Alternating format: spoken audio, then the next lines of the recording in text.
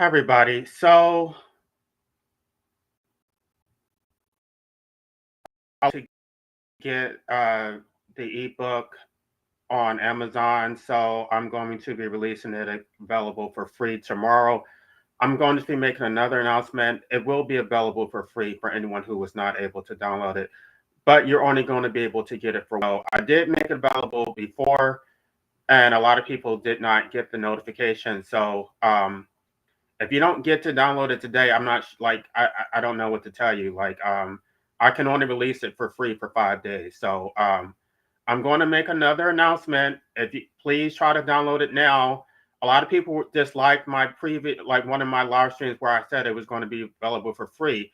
I did make it available for free, but if you miss the 2 days that it was available for free, that's not my like I didn't say I didn't lie. I didn't say that it like I kept my promise. It is going to be available for free, but you actually have to download it. You can't um you have a time frame to actually download it. So I mean you don't have to read it right now, but you have to at least click on it and then accept the download, and then you can read it later.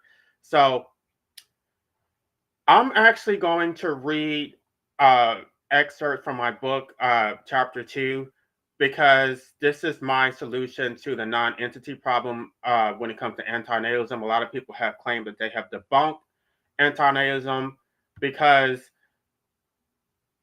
well, most of their arguments basically center around the fact that a person can be harmed by being brought into existence because they would have to exist first in order to be harmed.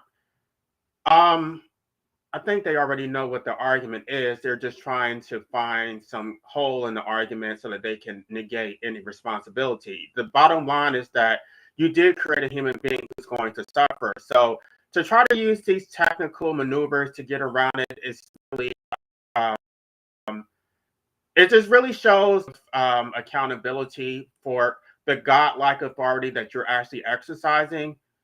Um, these people are being very disingenuous, and I basically already explained in that live stream about Nietzsche that all of these logical fallacies, all of these justifications for procreation are based on logical fallacies. Um, I'm aware that a lot of people are not going to be in this live stream because a lot of people are on finding notes at his channel. So I don't know when would be a better time. I already made the announcement, so I'm just going to have to go through with this live stream. For those who missed it, you can just catch it later. So here's chapter 2. Um, Now, chapter 1 established the disposal rights test, which established that we don't own our life, because I talked about the bundle of rights that incidents of ownership include disposal rights, which is the primary test of ownership. Um, and it is impossible to own something without having disposal rights. And so if we don't own it, then by implication, that means that the state owns it because the state is exercising superior disposal rights. The state does have the authority to terminate someone's life or to prevent that person's life from being disposed of. So now we're going to get into chapter 2. Because, yes, I'm arguing that we are enslaved, that we are owned. I haven't really established that. Chapter 1 didn't really establish that we're a slave. It just established that we don't own our lives. That is established more so in chapter 6. But let's get into the impossibility of consent, because this is going to be my solution to the non-entity problem. So before you existed, you could not consent to exist. This is logically necessary. Consent requires a material person capable of understanding. And the reason why I wrote the word a material person, because a lot of people, that whole soul contract mythology, that your soul consented to being brought into existence. No, it requires a material person, a person who is in human form, not a soul, to actually consent to being brought into existence, which is impossible. Um, a material person capable of understanding, evaluating, and agreeing to what is proposed before being brought into existence. No such person existed. Your parents could not obtain your consent because you were not there to give it. Some might argue that this impossibility eliminates any consent requirement. If obtaining consent is impossible, perhaps consent is not required. This argument fails. The impossibility of obtaining consent does not make a non consensual imposition morally permissible. It makes the imposition problematic precisely because consent cannot be obtained. Con- Consider a counterfactual analogy. Suppose I could create a person by pressing a button, and this person would immediately be subjected to various conditions I determine: their genetic makeup, their family circumstances, their place in society, the challenges they will face. The fact that I cannot obtain this person's consent before creating them does not make it permissible for me to press the button. The impossibility of consent is precisely what makes the act morally problematic. I am proposing conditions on someone who cannot agree to those conditions. The same principle applies to procreation. Your parents pressed the button. They set your life into motion and subjected you to all the conditions of existence. A body that requires constant maintenance, psychological vulnerabilities, inevitable suffering, the necessity of participating in economic and social systems, and ultimately mortality. You bear all these conditions without having consented to any of them. The fact that your consent was impossible to obtain does not eliminate the problem. It is the problem. Kant himself recognized this. The act of procreation brings a person into the world without his consent and on our own initiative, for which deed the parents incur an obligation to make the child content with his condition so far as they can. Even one of Western philosophy's most influential moral theorists acknowledged that procreation is fundamentally non-consensual and that this non-consensual imposition creates parental obligations. Some might argue that existence cannot be a harm because non-existence provides no basis for comparison. You cannot be harmed by being brought into existence because had you not been brought into existence, there would be no you to be harmed. The argument confuses the timing of harm with the reality of harm. The harm is not that you were brought into existence from non-existence into existence. The harm is that you now exist without having consented to exist, and existence imposes comprehensive costs that you must bear now. The costs are real, measurable, and unavoidable.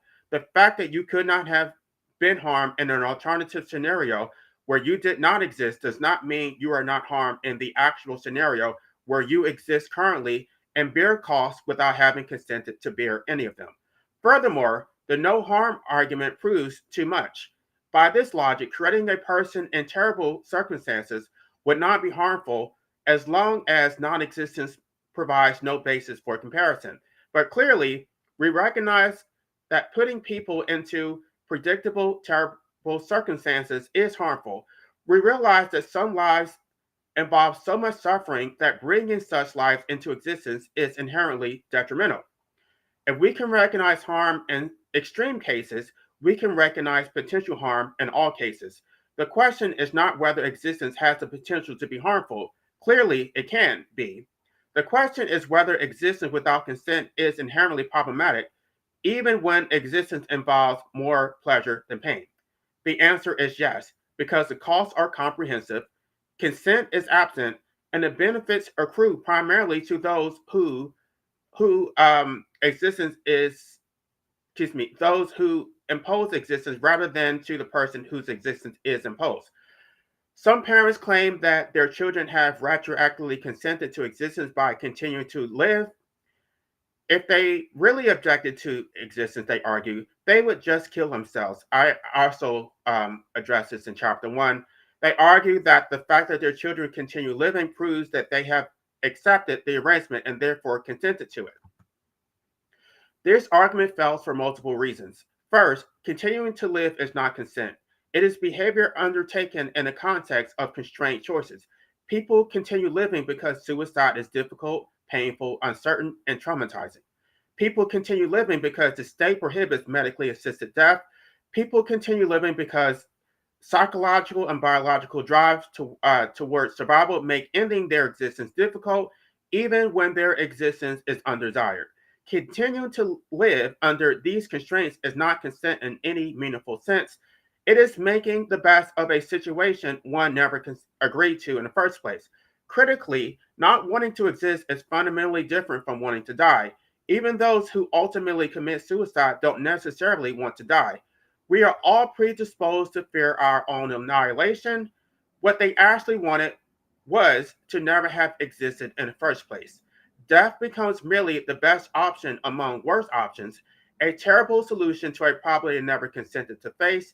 The distinction reveals while treating continued existence as consent is profoundly cruel, those who don't want to exist are trapped between two involuntary conditions imposed by birth: enduring an unwanted existence or confronting an inevitable, frightening, traumatic death. Neither option represents consent to the original imposition. Both impose the burden of existence and the inevitability of death. Choosing between them is not consent, but merely deciding how to navigate an unchosen predicament. Second, even if we treated one's continued existence as consent, such consent would be coerced. Consent is meaningful only when it is freely given with genuine alternatives available. When a person's only alternative to a continued existence consists of violent, uncertain, and traumatizing methods of death, their decision to continue living is not free consent. It is choosing the least bad among cruel alternatives. This is the essence of coercion, being forced to accept an erasement because the only escape requires self destruction. Third, the burden of obtaining consent lies with the person imposing the condition, not with the person on whom it is imposed. Parents bore the responsibility to obtain your consent before imposing existence. They could not get that consent, which made the imposition problematic from the outset. They cannot now shift this burden on to those who they have created by claiming they have retroactively consented simply because they have not killed themselves. The obligation to secure consent cannot be transferred retroactively to the victim of a non consensual imposition. Fourth, retroactive consent is conceptually incoherent when applied to foundational arrangements. One cannot retroactively consent to the basic conditions that make consent possible in the first place.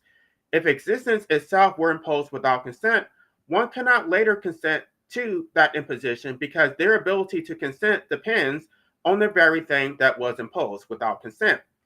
Consent presupposes existence. Existence cannot therefore be consented to after the fact. Therefore, the authority to procreate is necessarily illegitimate. Parents impose existence on to their children without any possibility of consent.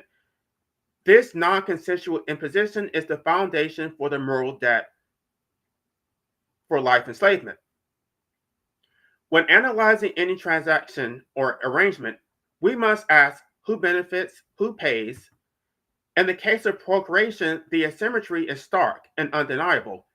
Parents receive comprehensive benefits while children bear comprehensive costs. You bear every cost associated with existence. These costs are comprehensive, unavoidable, and imposed on you without your consent.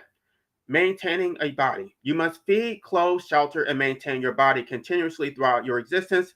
This maintenance requires constant resource expenditure. You must obtain food, which involves money, which in turn requires labor. You must maintain shelter, which involves rent or property ownership. These costs never end as long as you exist. Cost of labor. You must work to generate the money necessary for survival. The average person in developed nations works approximately 90,000 hours over their lifetime, spending roughly one third of their waking adult life engaged in involuntary economic activity. This labor is not freely chosen. It is necessary for survival. Without it, you face homelessness, hunger, and death. Cost of suffering. Existence necessarily involves suffering: physical pain from illness, injury, and aging; psychological pain from rejection, loss, failure, and disappointment; existential suffering from awareness of mortality, meaninglessness, and the human condition itself. Your parents imposed all of this suffering on you when they decided to procreate. Cost of mortality. You will die. Your parents imposed mortality on you by giving you life. Death is not an abstract future event. It is a present reality that structures your entire existence. You know you will die, and this knowledge affects how you live. It creates anxiety, fear, and existential threat. Your parents imposed not just life, but also death, and both were imposed without consent. Cost of social subordination. You exist within social, economic, and political systems that you did not choose and cannot meaningfully escape. These systems regulate your behavior, extract resources from you, and subordinate you to various authorities. Your parents force you into these systems by creating you within them. As philosopher Rilke Weinberg notes, procreation exposes children to life's risks, which are numerous, unpredictable, and can result in grave harm. Your parents impose these risks on you, and you bear the cost.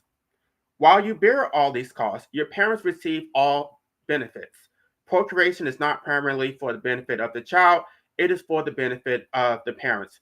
Now, I do say in chapter 3 that the state ultimately benefits from it, but the initial imposition is for the benefit of parents. And then later, the child is supposed to contribute to society.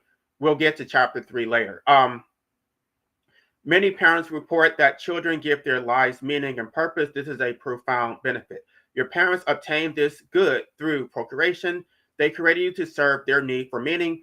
You are the means through which they achieve purpose in their lives. Parents derive emotional satisfaction from children. They experience love, joy, pride, and fulfillment through their children's existence and achievements. You provide these benefits through your existence. In most societies, parenthood confers social status and validation. Parents are respected for having children. Childless adults often face social pressure, stigma, or questioning. Your existence provides your parents with social validation, legacy. Procreation allows parents to create a legacy that continues after their death. Children carry forward parents' genetic material, values, family name, and memory.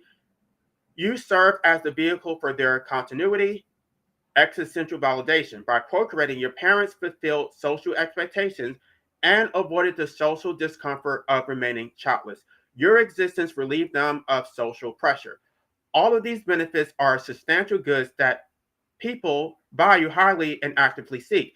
Your parents obtained these goods by creating you. You provided these goods through your existence, but you did not consent to provide them, and you are not remunerated for delivering them.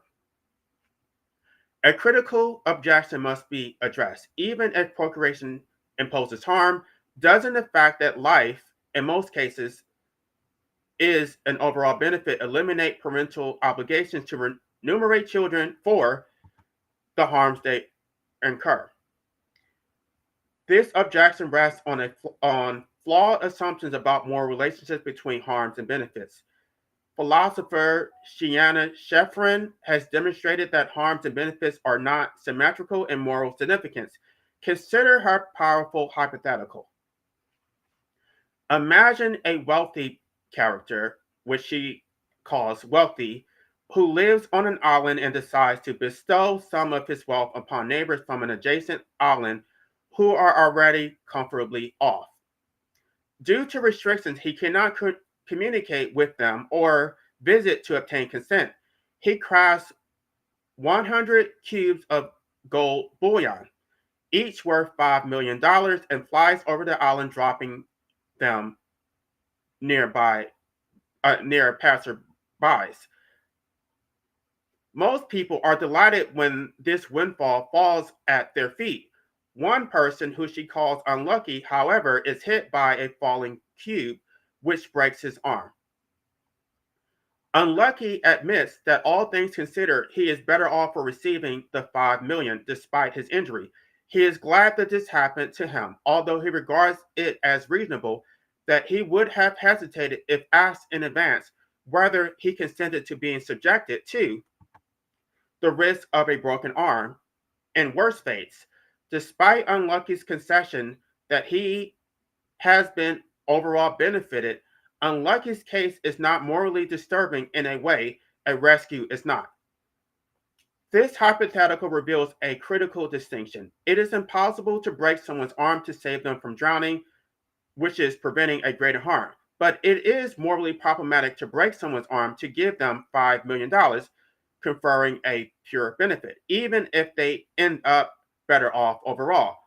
Wealthy owes unlucky remuneration for the broken arm, regardless of the $5 million gift. Why? Because there is a fundamental moral asymmetry between inflicting harm to prevent a greater good and inflicting harm to bestow a pure benefit. Procreation belongs in a former category. Your parents did not create you to save you from some greater harm. You did not exist to be threatened by any harm. They made you to bestow what they perceive as the benefit of existence, but this benefit came packaged with serious, unchosen harms, mortality, suffering, forced labor, and moral burdens. As Sheffrin argues, harm involves conditions that generate a significant chasm or conflict between one's will and one's experience, or circumstances, conditions that render a person like that of an endurer as opposed to that of an active agent. Pain, disability, mortality, and forced labor all meet this definition. They are things you must simply endure, conditions imposed on you that conflict with your will and your capacity for autonomous agency. The three critical asymmetries undermine the overall benefit objection. First, preventing harm has moral significance than conferring pure benefits. We may break someone's arm to save their life, but it is morally problematic to break someone's arm to give them money, even if they end up better off. Second, failing to prevent harm to an existing person is morally significant than failing to confer a pure benefit. But in procreation, there is no existing person who will suffer if the person is not created. There is a perceived benefit that will not be conferred. By the way, that asymmetry argument that David Benatar articulated and better never to have been, this is the long version of that chart. He did cite Sheffrin in his book, but he didn't really lay it out fully the way that I'm laying it out here. So a lot of people dismiss the asymmetry because they don't actually know what it means. Go back and read Sheffrin, read the actual source that he cited. He also cited Parsons, by the way. I cite Parsons in chapter 10 of my book. I'll eventually get to that. Third, harms that must simply be endured has a special moral significance that is not erased merely because they come packaged with benefits. The person who suffers them deserves acknowledgement and, where possible, remedy. Your parents impose comprehensive harms, mortality, suffering, forced labor, not to save you from greater harm, but to confer what they perceive as the benefit of existence. Like wealthy, they may have conferred an overall benefit to those who actually enjoy life, but like wealthy, they remain accountable for the harms inflicted in the process of that conferral. The fact that these harms could not be separated from the benefit of existence does not eliminate parental responsibility. The parent-child relationship is fundamentally different from other relationships, including the relationship between individuals and the state or society at large. This distinction is crucial for understanding why parents bear unique moral debts that cannot be transferred to or assumed by other parties. Parents stand in a unique causal relationship with their children. They are the direct cause of their children's existence and of all the consequences that flow from it. This causal relationship creates special duties that non-parents do not bear. The law has recognized that the child-parent relationship generates unique obligations. Under common law, parents have positive duties to provide for their minor children's basic needs, duties that strangers and even the state do not bear in the same way. While the state may intervene when parents fail to meet these duties, the primary obligation rests with parents precisely because they brought the child into existence. The Supreme Court has repeatedly recognized the unique nature of parental obligations. In Prince versus Massachusetts, the court stated that parents owe children a primary duty of care to prepare children to fulfill obligations to the state. In Pierce versus Society of Sisters, the court held that the child is not the mere creature of the state. Those who nurture him and direct his destiny have the right, coupled with the high duty, to recognize and prepare him for additional obligations. This is basically a lead-in for chapter 2, because um, what the Supreme Court is essentially saying is that the parent has a duty to prepare the child for their later responsibility or obligations to the state. So they're preparing you basically to be a life slave. They're supposed to raise you so that you would be a productive member of society. So this is the lead-in for chapter 3. These cases acknowledge that parental authority over children carries corresponding responsibilities. Parents possess rights over their children that arise from the parent-child relationship, but the court explicitly characterizes these rights as coupled with the high duty to prepare children. This duty arises from the causal relationship. Parents created the child and therefore bear responsibility for preparing the child they created. But these cases recognize parental duties toward minor children. The MDLE, Moral Debt for Life Enslavement framework, extends this recognition to its logical conclusion. If parents have special responsibilities because they caused their children to exist and bear authority over them during childhood, these duties do not simply vanish when children reach adulthood. The costs parents impose, mortality, suffering, forced labor, moral burdens, last a child's entire lifetime. A duty to provide maintenance should similarly extend throughout the child's entire lifetime. Let me stop for a second to see if there's anybody here. Okay, great. Parental obligations arise from the act of procreation itself, which creates a moral duty owed by parents to their children for having brought them into existence under specific circumstances that encumber the child's future will. The parent created the child's needs by creating the child. The parent cannot simply transfer this moral responsibility to others. What makes parental duties special is their voluntary nature. Parents chose to procreate or, having conceived, decided not to prevent the birth. This voluntary act of creation distinguishes parental obligations from obligations to the state or society might claim to impose. You did not choose to exist. You did not choose your parents. You did not choose the state you were born into or the economic system you must navigate. These circumstances were imposed on you without your consent, but your parents did choose. They chose to create you. This voluntary assumption of responsibility creates unique moral debts. When someone voluntarily creates harm or imposes costs on another, they bear special responsibilities for those consequences. The state did not make you. Society did not create you. Your parents created you. Therefore, your parents, not the state, not society, owe you remuneration for the existence they impose. Some might argue that if existence imposes costs, the state should bear those costs through social programs, universal basic income, or other collective mechanisms. This argument fails because it would allow parents to externalize the cost of their voluntary decision to procreate onto others who did not make that decision.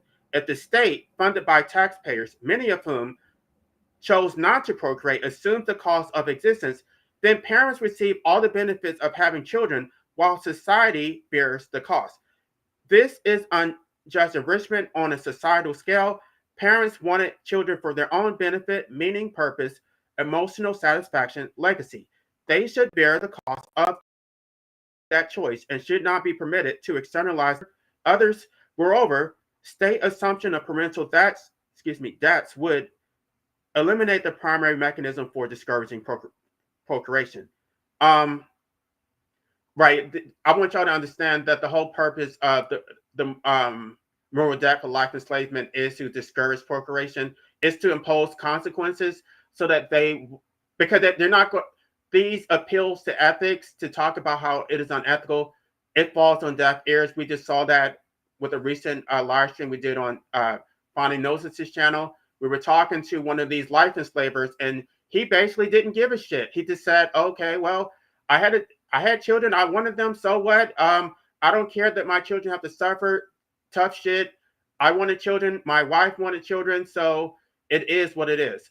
No, this moral debt for life enslavement, the goal of it is to deter the incentives for procreating and to impose consequences.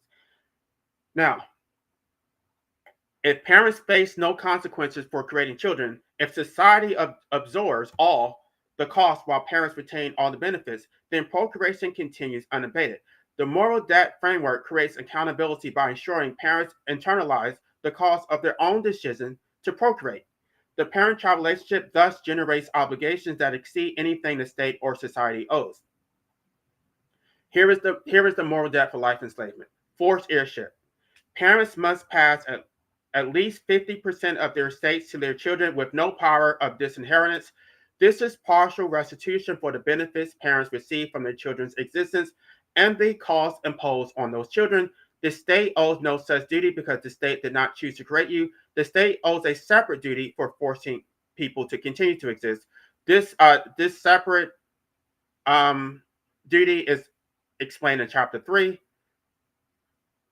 Respect for complete autonomy. Parents must respect their children's absolute autonomy, including the right to opt out of existence humanely. And by humanely, for those who are going to try to gaslight me, I'm talking about medical assistance. I'm not talking about Toyota Corolling yourself. No, you know what I'm talking about. I'm talking about humanely, the same humane option that is given to cats and dogs. This duty arises because parents impose existence without consent. The state's obligation is merely to stop using violence to interfere with disposal rights, a negative duty to cease wrongdoing, not the positive duty parents bear. Forfeiture of exit rights. Parents who procreate forfeit their own right to opt out until they discharge their debts to their children. The consequences flow from the parents' voluntary decision to impose existence onto their children without their consent. The state bears no such forfeiture because the state did not create you. The special nature of the parent-child relationship means that parental obligations are primary and non-transferable. Parents cannot avoid responsibility by claiming that the state should provide for their children. Parents cannot discharge their debts by pointing to social programs or collective resources. They created their children voluntarily. They must bear the consequences of that creation. The moral debt for life enslavement rests on two interlocking moral principles: the doctrine of unjust enrichment and Kant's prohibition against using persons merely as means to one's end. Together, these principles establish why parents owe their children remuneration for the non-consensual imposition of existence. Unjust enrichment is a foundational principle in law and moral philosophy. It holds that when one party receives a benefit at another party's expense under circumstances that make retention of that benefit unjust, the enriched party owes restitution to the party that provided the benefits. The doctrine has three elements. One party must be enriched, the enrichment must come at the other party's expense, and the circumstances make retention of that enrichment unjust. All three elements are present in procreation. Your parents are enriched through procreation. They receive meaning, purpose, emotional satisfaction, a sense of legacy, social validation, and a fulfillment of expectations. These are concrete goods that people value highly. Studies consistently show that parents report children as among the most important and meaningful parts of their lives. This value constitutes enrichment. But parenting is hard work, some might object. This objection misunderstands enrichment. Enrichment is not about whether someone received value. Enrichment is about whether someone received value, not whether something required effort. Moreover, the hard work of parenting is entirely self-serving. Parents hope to see a return on their investment in the form of meaning, emotional satisfaction, and a legacy. The fact that parents work to raise children does not eliminate the enrichment they receive. Parents who invest effort to obtain benefits are enriched by those benefits, even when obtaining them requires work. The second element, the enrichment, is at the child's expense. The enrichment parents receive comes at your expense. You bear the costs that enable parents to receive benefits. You must exist, what requires you to maintain a body, engage in labor, suffer various harms, and ultimately die. Your parents receive meaning from your existence. You bear the cost of providing that existence. This is not a situation where both parties benefit and merely need to divide the gains fairly. This is a situation where one party receives all benefits while the other bears all costs. You provide value to your parents through your existence without having consented to do so, and without receiving remuneration for providing it. As Weinberg emphasizes, creating children exposes them to life's risk. When we expose others to risk when we expose others to risk, we are often obligated to minimize damages and compensate for harms. Life's risk lasts a lifetime, therefore, parental obligation to one's children does too. The circumstances make retention of benefits unjust for several reasons. Lack of consent. You never agreed to provide benefits to your parents. They obtained those benefits by forcing you into existence. In any other context, obtaining benefits from someone without their consent is considered unjust. You are not remunerated for the benefits you provide to your children. They receive meaning, purpose, and satisfaction from your existence while you bear all costs without receiving payment. Power asymmetry. You had no power in this arrangement. Your parents decided to create you, impose existence on you, and now benefit from that existence while you must deal with the consequences. You could not negotiate terms, refuse participation, or ensure adequate remuneration. Your parents could not have obtained meaning and purpose through other means that did not impose consent on non excuse me. They could have obtained meaning and purpose through other means that uh, do not impose costs on non-consenting parties. They could have pursued careers, creative projects, relationships, or spiritual practice that do not require forcing another person into existence. Therefore, all three elements of unjust enrichment are present. Your parents are enriched at your expense are the circumstances that make retention unjust. Under established principles of unjust enrichment, parents owe remuneration. Immanuel Kant's categorical imperatives requires treating persons as ends in themselves, not merely as ends to others' ends. This principle is foundational to moral philosophy and human rights. Persons have inherent dignity and worth. They are not tools to be used for others' purposes. Your parents violated this principle. They created you to serve their purposes. They wanted meaning, purpose, emotional satisfaction, and legacy. They used you as the means to achieve these ends. You are the instrument through which they obtain what they desire. Your parents did not create you for your benefit. You did not exist to have interests that could be benefited. They created you for their own benefit. The decision to procreate was made to satisfy their desires for children, meaning family, and fulfillment of social expectations. You exist to serve parental ends. But we love our children, parents protest. We wanted what was best for them. This protest misunderstands the problem. Love does not eliminate instrumentation. Slave owners sometimes claim to love their slaves. That did not eliminate the fact that slaves were used as means to others' ends. Furthermore, wanting what's best for someone you force into existence does not eliminate the fact that you move them into existence for your benefit. Kant himself recognized the special relationship of parental obligations arising from this instrumentation. He wrote that parents cannot destroy their child as if he were something they had made, since a being endowed with freedom cannot be a product of this kind, or as if he were their property, nor can they just abandon him to chance. Parents cannot treat children as mere products or property precisely because children are persons with inherent dignity, yet parents created them without consent to serve parental ends. Using persons as means to your ends is unjust when they do not consent to being so used. You never consented to being the means through which your parents obtain meaning, purpose, and satisfaction.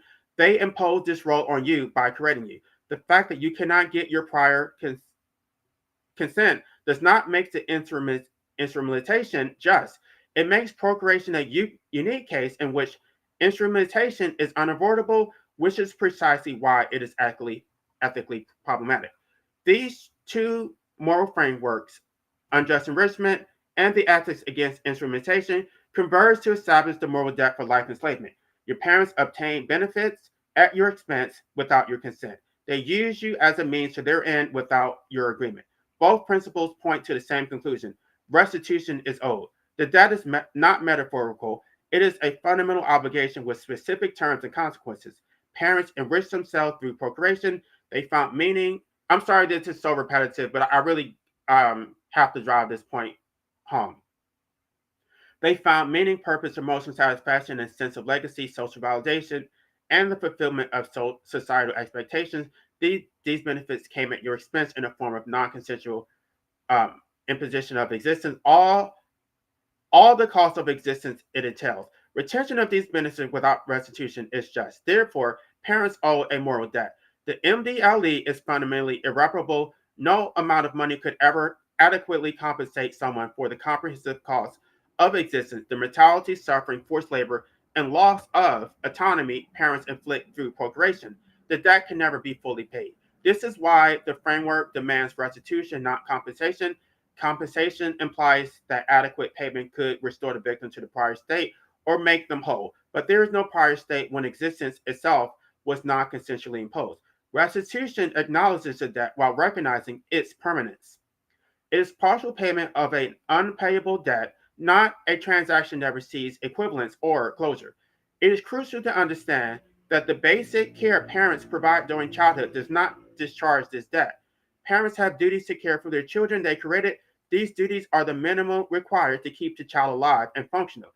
Providing food, shelter, clothing, and basic care merely enables the child to bear the cost the parents impose.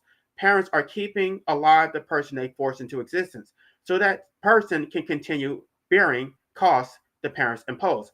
This is maintenance of a condition they created, not restitution for the comprehensive cost they impose. Kant recognizes that from procreation arises a duty to preserve and care for the offspring. That is, children as persons have by their procreation an original, innate, not acquired right to the care of their parents until they are able to look after themselves. But as Weinberg clarifies, when children in fact grow into autonomous adults, why should parents be obligated to care for adult children who can care for themselves? Her answer: because even if children can care for themselves, why must they? They didn't ask for any of this. The fact that you have become capable of bearing these costs does not negate the fact that these costs were imposed without your consent. The MDLE persists throughout the parent's and the child's life. It does not expire when the child reaches adulthood. It does not diminish over time. The debt exists because parents created a person without the person's consent, benefited from creating that person, and imposed comprehensive costs on that person. These facts do not change over time or in different circumstances. The unjust enrichment and instrumentation that parents commit through procreation create the MDLE. This debt can be discharged, but only by satisfying four specific requirements. Partial compliance is insufficient. All four requirements must be met.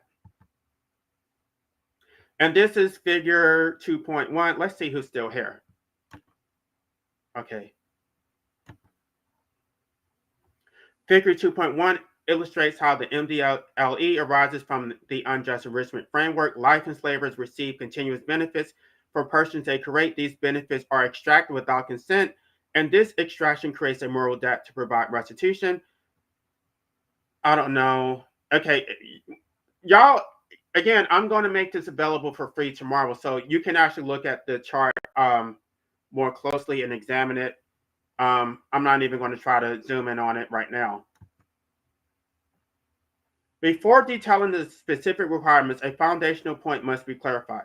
Parents who impose existence without consent have morally forfeited any right to testamentary freedom. The mandatory inheritance requirements detailed below do not represent a philosophical compromise between parental property rights and children's restitution claims. Instead, parents never acquire full moral ownership of wealth accumulated during their lives made possible only through imposing existence on non-consenting children. The inheritance requirements proposed here: 100% where no spouse survives, 50% minimum where a spouse survives represents a pragmatic starting point for implementation in legal systems that recognize near absolute testamentary freedom.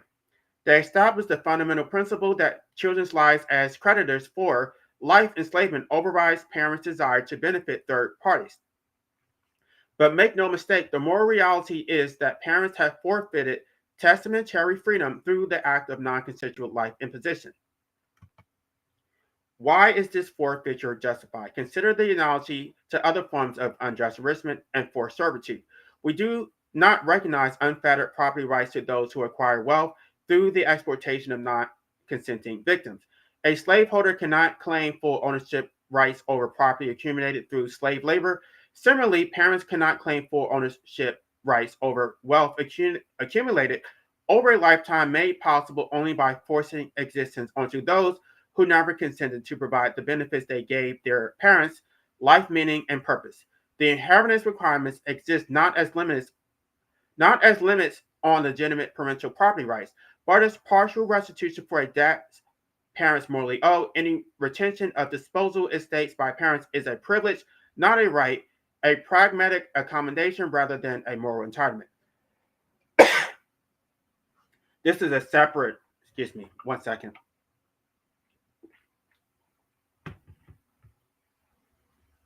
The forfeiture criterion establishes 4 distinct requirements that parents must satisfy to discharge the moral debt for life enslavement. All 4 requirements must be met. The life slave children have authority as creditors to determine whether the requirements have been satisfied, not the life enslavers who are the parents. Requirement 1, competent parenting. Parents must provide adequate care during childhood and prepare the life slave for independent adulthood. This is the baseline obligation, the minimum duty parents owe to keep the person they forced into existence alive.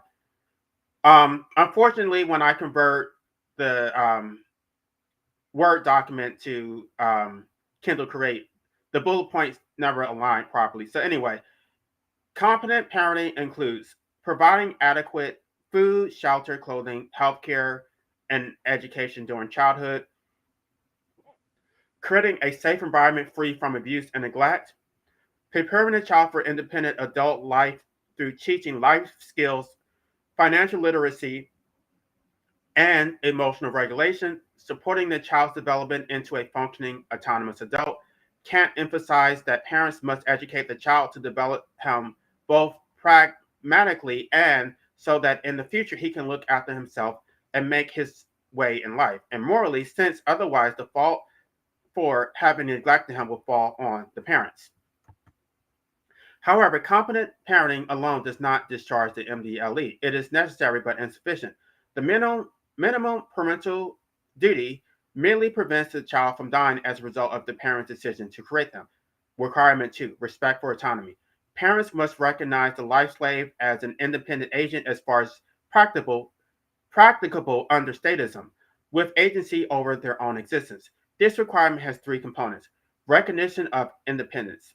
Parents must acknowledge their adult children not as extensions of parental will. They are not obligated to fulfill parental expectations and have complete agency to make their own life decisions regardless of parental approval. Acceptance of opt-out rights. Parents must accept their life slave's right to opt out of existence through medically assisted means. This acceptance must be genuine, not merely performative. Parents who claim to support the right to opt out while simultaneously attempting to prevent their children from exercising this right have not satisfied this requirement. No manipulation, guilt, or emotional blackmail. Parents must not use emotional manipulation, guilt, threats of withdrawal of support, or other coercive tactics to control adult children's autonomous decisions. The life slave choices must be respected without attempts at control. Parents who oppose career expectations, demand grandchildren, require adherence to religious or political beliefs, or otherwise attempt to control how their adult children live have not satisfied this requirement. Third, mandatory inheritance, forced heirship. Parents must guarantee that life slaves inherit their estates according to a 2-tiered structure that reflects the presence or absence of competing creditors with legitimate claims. This requirement recognizes that parents have morally forfeited testamentary freedom through non-consensual life imposition, while also acknowledging that surviving spouses may hold independent claims to marital property. Tier 1, no surviving spouse. Where the parent dies without a surviving spouse, children inherit the entire estate. This reflects the fundamental principle that life enslavers morally forfeit all testamentary freedom through their act of non-consensual life imposition. No third party, neither charities nor friends nor subsequent romantic partners nor distant relative have claims equivalent to those life slaves who bear comprehensive permanent burdens without consent. Any testamentary provision attempting to direct estate assets to third parties is void as an attempt to externalize a debt owed. Parents who force existence onto children may not posthumously shift the cost of that imposition on their life slaves while directing benefits to others who bore no burden. The 100% inheritance requirement, where no spouse survives, properly reflects the harm of imposed existence, mortality, suffering, forced labor, moral burdens, is permanent and comprehensive. These burdens last the child's entire lifetime. The restitution should similarly be comprehensive. It also treats life slaves as the true creditors they are. When a debtor dies owing money to a creditor, the creditor's claim takes priority over the creditor's desire to benefit third parties. Tier 2, with surviving spouse. When a parent dies with a surviving spouse, children must inherit at least 50% of the parent's entire, separate property and the parent's share of community property. The reduction from 100 to 50% in the presence of a surviving spouse recognizes that spouses hold independent legitimate claims to marital property that do not arise from consent violations. Spouses typically do not impose existence on children unless the spouse is also the child's parent. They do not make contributions to marital property accumulation through their own labor. They have their own vulnerability and need for support. They hold claims based on voluntary mutual commitments rather than a non-consensual imposition. However, the surviving spouse's claim does not entirely displace children's claims as creditors for life enslavement. Both are legitimate claimants, and 50% minimum ensures children receive substantial restitution while respecting the spouse's independent claims. The 50% minimum is not a philosophical statement that children are entitled to only half restitution when a spouse survives. Instead, it represents a practical accommodation of two competing legitimate claims. The underlying moral reality remains. Parents have forfeited testamentary freedom through procuration. Special case, a spouse is also the co-parent.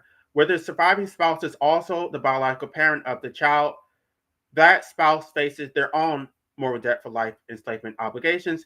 The 50% minimum applies to each parent estate separately. Thus, each parent must ensure that children inherit at least 50% of the parent's estate. The second to die parent, having no surviving spouses, owes 100% of their estate to the children. Children therefore ultimately receive at least 75% of the total marital estate, 50 from the first parent and 100% from the second parent. The sequential structure is not double dipping. Each parent imposes existence independently. Even if both parents made a joint decision to procreate, each parent bears full responsibility for their participation in a non-consensual imposition. When two parents jointly cause individual harm, each is fully liable, not proportionally liable. The forced heirship right is absolute and non-dischargeable by parents. It cannot be reduced or eliminated based on estrangement or lack of relationship. Parental disapproval of the child's life choices, the child's financial success or lack of need, poor treatment of parents by the child, parental desire to benefit charity, friends, subsequent spouses, or other third parties, parental moral or religious objections to the child's identity, choices, or lifestyle, claims that other children are more deserving. Why are these grounds insufficient? The inheritance is restitution for the harm imposed, not a windfall. A creditor's right to repayment does not depend on the debtor's approval of the creditor's character. Parents cannot invoke their own wrongdoing, the original breach of imposing existence, as justification for avoiding this obligation. The obligation is not contingent on outcomes. That a life slave successfully manages the burdens of an imposed existence does not eliminate the imposition, and a life slave's right must not be contingent on a life enslaver's moral assessment, which would create the exact power dynamics that the MDLE framework seeks to remedy. Life enslavers wielding unilateral control over life slaves without paying restitution for the benefits they have received. This is restitution, not a gift. A mandatory inheritance is payment for a gift, not generosity. Life slaves are creditors. Life enslavers are debtors. A debtor cannot refuse payment because they dislike the creditor or because the creditor does not need the money. Instead, the debtor-creditor framework understands the moral situation. Creditors typically consent to the lending relationship. Life slaves never consented to being forced into existence. The obligation is closer to restitution for unjust enrichment or maintenance for involuntary servitude. Parents may not make testamentary dispositions to charities, distant relatives, subsequent spouses. I think I'm going to skip.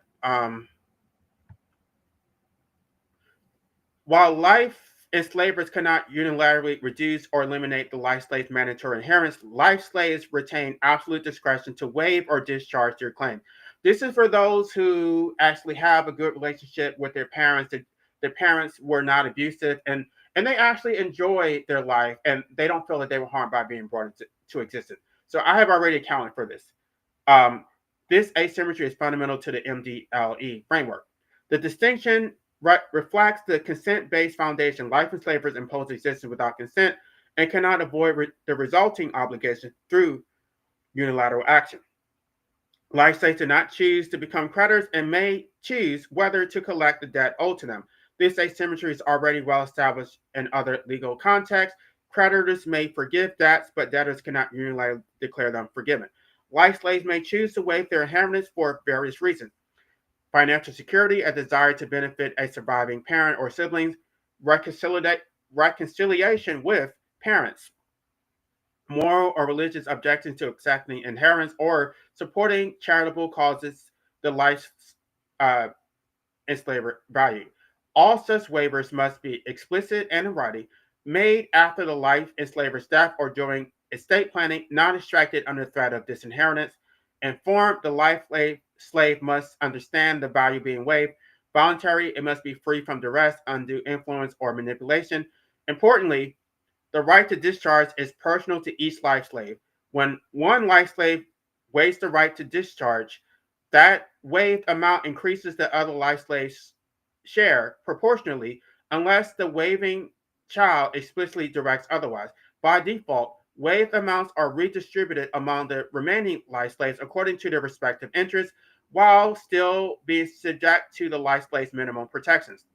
Life slaves may also make partial waivers. For example, waiving a claim to the family home, or so a surviving step parent may remain there, or accepting 30 instead of 50% to allow larger charitable bequests. Um, let's see if there's anybody. I may skip some of this because I don't. I did want you guys to actually read it, so I don't. I'm just trying to. Some people don't like to read, so I'm just trying to go over some of this stuff. I think I'm going to skip a lot of this. Um, I'm just explaining why this is just. Basically, what I say is the forfeiture criterion is that they don't have the right to opt out. They don't have the right to seek medical assistance in dying themselves until they have already discharged their obligations to their children. They have to disclose whether they have children, and the children have to actually consent to it or discharge the debt. Even if one child refuses to provide consent, then that basically blocks their entire right to opt out. It's automatic. It doesn't require any action. Um, you guys can go through this if you want to. The forfeiture criterion, that's basically explaining what I just talked about.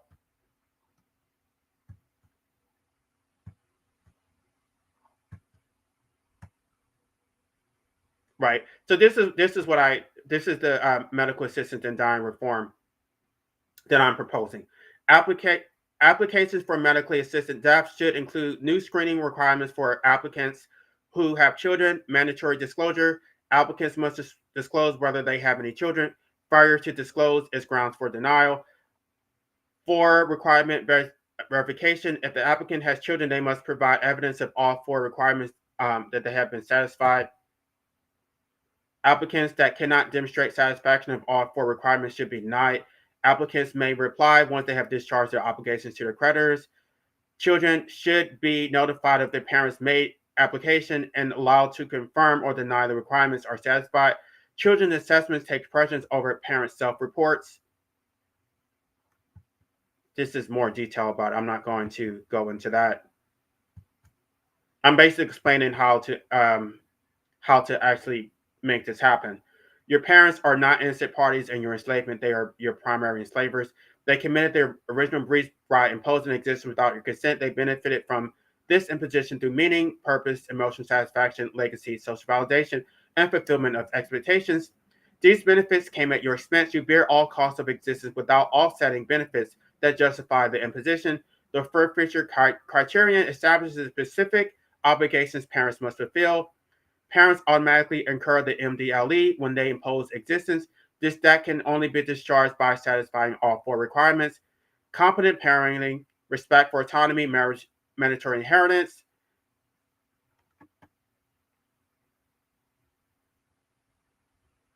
I guess I'll just read this last bit. Most parents will never acknowledge this debt. Most parents will insist they will insist that they love their children, wanted the best for them, and made sacrifices for them. These claims are irrelevant to the debt. Love does not justify imposing existence without consent. Good intentions do not eliminate unjust enrichment. Sacrifice does not discharge a debt that arose from the parent's decision to impose benefits at the children's expense. The parent-child relationship is the primary breach. Parents created your existence. Parents benefited from your existence. Parents owe you for imposing that existence. The debt is real, quantifiable, and enforceable through social pressure, institutional reform, and ultimately through organized resistance when legal channels fail. And this basically just sets up what chapter 3 is about, which I'm not going to talk about right now. But I don't know if any. Okay. Somebody said that y'all wanted me to open it up for the discussion. I don't know. I can do that. Let me see.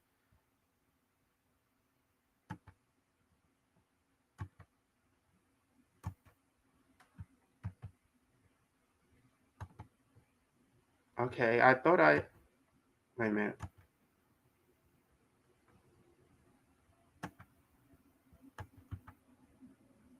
How do I'm not able to post it. I'm trying to post the link and it's not allowing me to do that. Okay, let's try it again. Here we go. So I'm posting a link if anybody wants to discuss it. If you have questions about it, this is not, there's a lot more detail in chapter 3 and chapter 10 explaining, and actually chapter 11 also explaining how this can actually be accomplished. So we're not there yet, but if anybody has questions about what we went over so far, I can answer your questions. Does anybody actually want to come up here? I'm going to wait a minute. I'm not going to try to rush you, but I just wanted to click the link.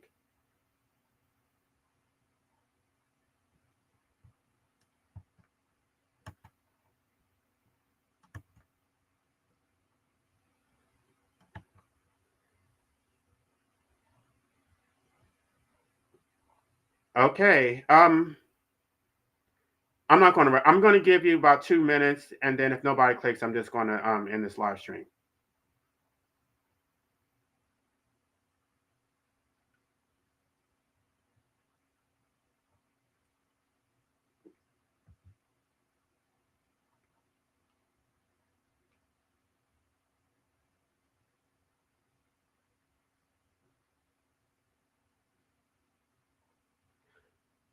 Okay, aside from anybody coming up here, does anybody have any comments or questions that you think I should clarify?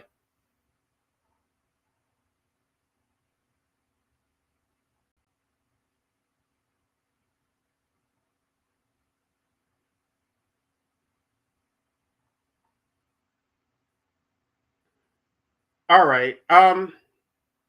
I just want to remind you all that it is going to be available for free tomorrow. I'm going to post the link in the description of this video, and I'm going to make another announcement tomorrow. So you only have 1 day to download it or accept it on Amazon. After that, it will be available on Kindle Unlimited, or you can get the paperback. I don't know, like, yeah, I did make it available for free already, but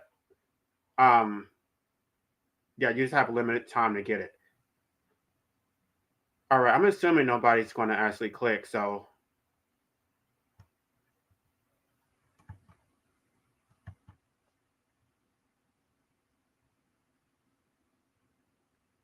all right, I think that was a full 2 minutes. So with that being said, I'm going to end this live stream. Y'all have a good evening, and I don't know what I'm going to review chapter 3, but I'll be doing that soon. I have other content that I really want to go over before I even get to chapter 3. So um, I'll be back soon.